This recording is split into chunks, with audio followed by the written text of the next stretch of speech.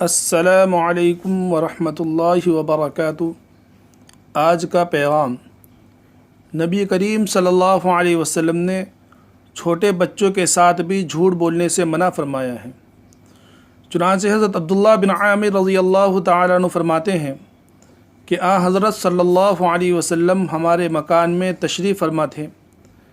میری والدہ نے میری جانب بند مٹھی بڑھا کر کہا، یہاں آؤ میں تمہیں دوں گی، جیسے مائیں بچوں کو پاس بلانے کے لیے ایسا کرتی ہیں۔ تو حضرت صلی اللہ علیہ وسلم نے والدہ سے ارشاد فرمایا، اسے کیا دینے کا ارادہ تھا؟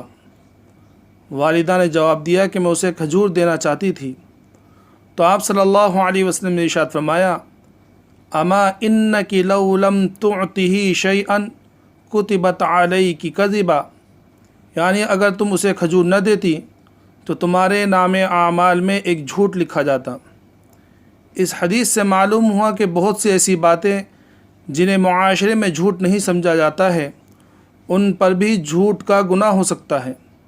بچوں کو جھوٹی تسلیاں دینا اور جھوٹے وعدے کرنا عام طور پر ہر جگہ رائج ہے اور اسے جھوٹ سمجھا ہی نہیں جاتا، حالانکہ درج بارہ ارشاد نبوی کے مطابق یہ بھی جھوٹ میں داخل ہے، جس سے بچنے کا اہتمام کرنا چاہیے۔